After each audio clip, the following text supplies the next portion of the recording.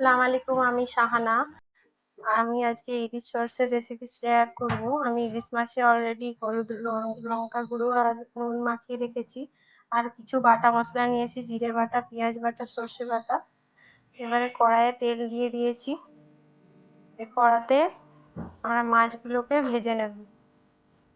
Medium ফ্লেমে রেখে মাছগুলোকে আস্তে আস্তে কড়াইয়ে দিয়ে দেবো। ইলিশ মাছ বেশি কড়া ভাজা চলবে না, হালকা লাল লাল ভাজা হয়ে গেলে তুলে নিতে হবে। ইলিশ মাছগুলো দিয়ে দিয়েছি, এবারে কিছুক্ষণ পরে উল্টে দেব।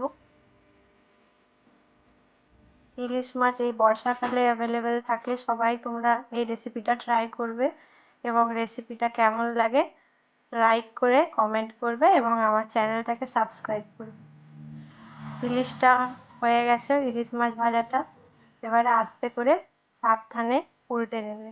মাছটা খুব নরম হয় না, ওই জন্য আস্তে আস্তে উল্টে নিতে হবে। মাছ ভাজা এক পাশটা হয়ে গেছে।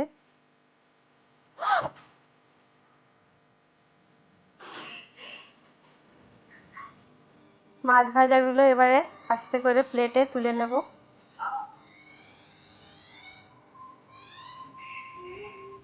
মাছ ভাজাগুলো তুলে নেওয়ার পরে এই অবশিষ্ট তেলগুলোতেই আমরা রান্না করে নেব।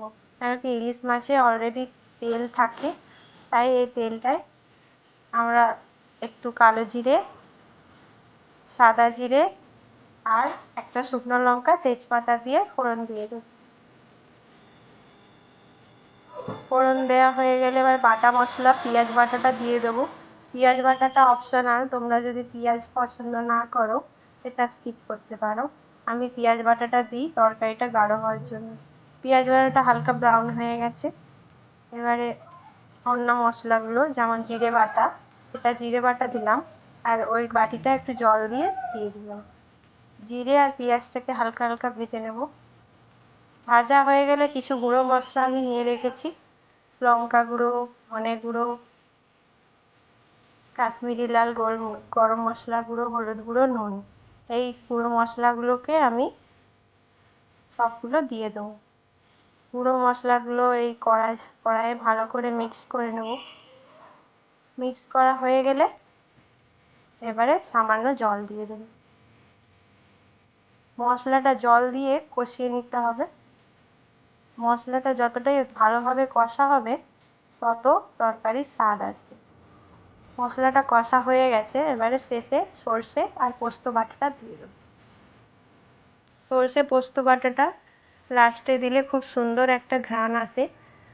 এই আমরা আসলে সর্ষে ইলিশ রান্না করছি মানে এটাই, সর্ষেটা দিতেই হবে। সর্ষে পোস্তটা দিলে ঝোলটা গাঢ় হয়। এবারে আমরা কড়াটা ঢাকা দিয়ে দেবো। মশলাটা কিছুক্ষণ পরে তেল ছেড়ে দিয়েছে, তার মানে মশলাটা কষা হয়ে গেছে। এবারে আমরা হাফ বাটি জল দিয়ে দেবো। ঝোলটা কতটা রাখবে এটা আপনাদের নিজেদের মতো করবেন। ঝোলটা আমি মিডিয়াম রেখেছি, হাফ বাটি জল দিয়েছিলাম, আবারও হাফ বাটি জল দিয়ে দিলাম। ইলিশের সর্ষেতে হালকা মিডিয়াম ঝোল থাকলে ভালো লাগে। আবার কড়াইটা চাপা দিয়ে দেবো। মশলাটায় বলক এলে ফুটে গেলে তারপরে ভাজা মাছগুলো আস্তে আস্তে দিয়ে দেবো। ভাজা মাছগুলো ঝোলে দেওয়ার পরে বেশিক্ষণ রাখা চলবে না। কিছুক্ষণ ফুটিয়ে নেওয়ার পরে আরও কাঁচা লঙ্কা দুটো আর ধনেপাতা কুচি করে রেখেছিলাম, সেগুলোকে আমরা ছড়িয়ে দেব। ধনেপাতা কাঁচা লঙ্কাটা দেওয়ার পরে সুন্দর একটা স্মেল আসে, স্মেলটা খুব তরকারিটার সৌন্দর্য বাড়িয়ে তুলবে। আর লাস্টে ধনে জিরে গুঁড়ো আমি অ্যাড করব। এগুলো দিয়ে আমি ঢাকা দিয়ে দেবো।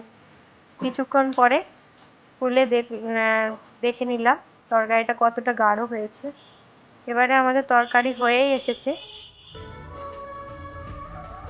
মিডিয়াম আঁচে রেখে এবার তরকারিটা বন্ধ করে দিলাম। দেখো অলরেডি আমি একটা অন্য ডিশে বার করে নিয়েছি। এটা এবারে খাওয়ার জন্য আমরা সার্ভ করব। আমার রান্নার রেসিপিটা তোমাদের যদি ভালো লাগে লাইক, শেয়ার অ্যান্ড আমার চ্যানেল সাবস্ক্রাইব করো। বাই।